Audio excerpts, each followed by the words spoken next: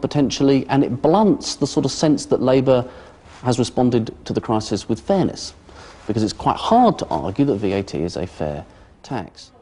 Alistair Darling was told that a VAT rise would hand the election to the Tories. He was ordered to increase national insurance instead. This time, though, the policy backfired. You can make a case for national insurance. Yes, you can. But it was going to be portrayed as a tax on jobs. And, you know, surprise, surprise, that's exactly what happened the first week of the election campaign in 2010. How frustrating was this argument? Well, it's always frustrating, but, you know, I'm not the first Chancellor to clash or to find it frustrating with my next-door neighbour. In fact, as far as I can see, most Chancellors, sooner or later, it's one of these things, it's a doomed relationship when you move in together. Even more frustrating must have been the sight of his Tory successor, George Osborne, doing exactly what Darling had wanted to do, raising VAT to 20%. The years of debt and spending make this unavoidable. Unavoidable, he says, but before the election, it had been unmentionable. The Conservatives hadn't gone to the electorate to say that they were thinking of putting up VAT. There again, Labour ministers had not told voters that they were thinking of doing precisely the same thing. It all goes to show that politicians find it very, very difficult to be up front with the public about putting up tax.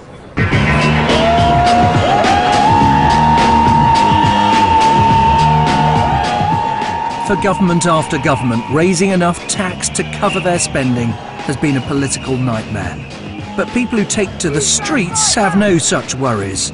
Their answer is to get more tax from those who are avoiding it, especially the banks and big business. At the end of the day, the people who caused the crisis are getting away without paying for it.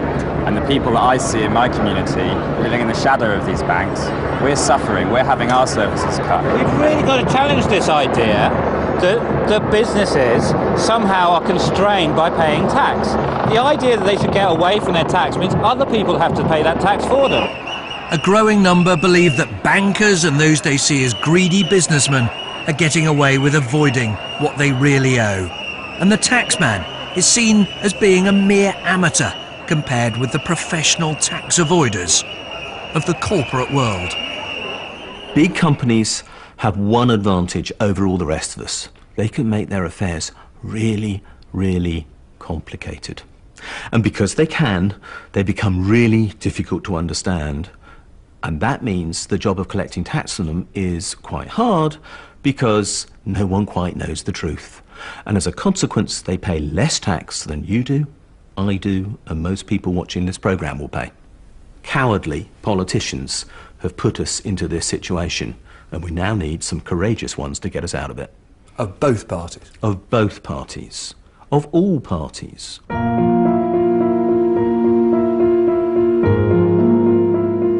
For many centuries, the authorities have come up with more and more ingenious ways to get their hands on our money, and taxpayers have found ways to avoid paying it. Now, if you don't give the revenue what you owe them, that's illegal, that's tax evasion. But if you do your best to give them as little as possible, that's perfectly legal. That's called tax avoidance. These days, tax-avoiding wheezes are often hidden deep in company accounts. But our past efforts are everywhere to be seen. This building in Westminster was built just a few years after the imposition of the hated windows tax. In the early 1700s, the idea of taxing our incomes was unthinkable. The way it worked was simple. If you had a building and it had windows, you owed the government 2 shillings a year. If it had more than 10 windows, it was 4 shillings, more than 20, 8 shillings, which is why buildings were often built with the windows bricked up. The only way to avoid what we call these days daylight robbery.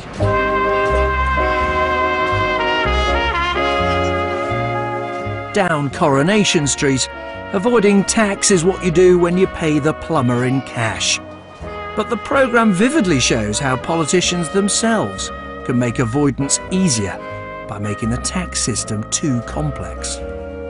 I think a classic example is the mess that Gordon Brown got into when he was Chancellor a few years ago, when he introduced a very well-meaning new tax relief designed to encourage filmmakers to come to the United Kingdom and make all their films over here. And we suddenly had allegedly Coronation Street and all sorts of comedy programmes made by independent producers being classified as films and enjoying the value of this tax relief. Somebody tell me what the hell's going on! And by the time the Treasury had figured out what was going on, a tax relief that was supposed to be costing the Exchequer 20 or 30 million pounds a year was beginning to cost 200, 300, 400 million pounds. So a massive, massive loss to the taxpayer.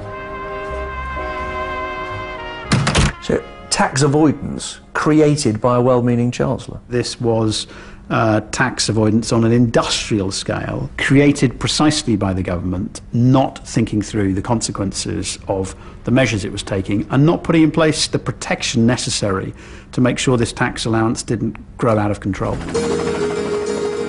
Both businesses and individuals exploit the complexity of our tax system.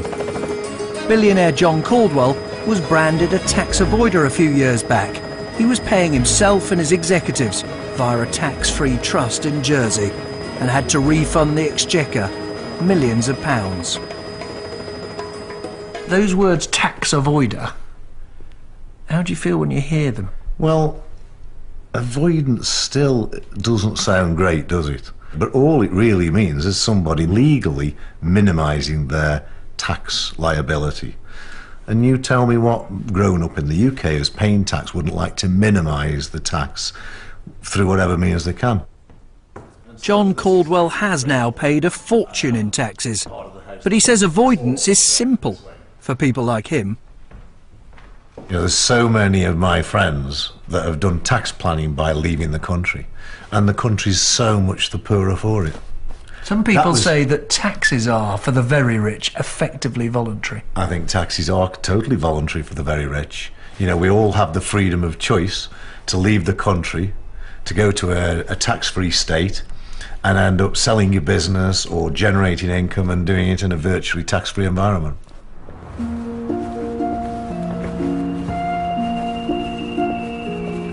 If you're rich and you want to avoid paying tax, you can move yourself or your business abroad.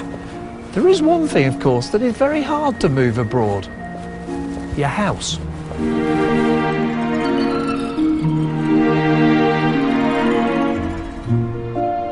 Which is why there's now growing pressure for a so-called mansions tax on expensive property. Here in London's Mayfair, there should be scope for quite a haul for the Chancellor. Even a rather modest-looking place down this street has been on the market for £20 million. That's right, 20 million. Here we go, Nick. We've arrived. Looks very different inside from outside. It does.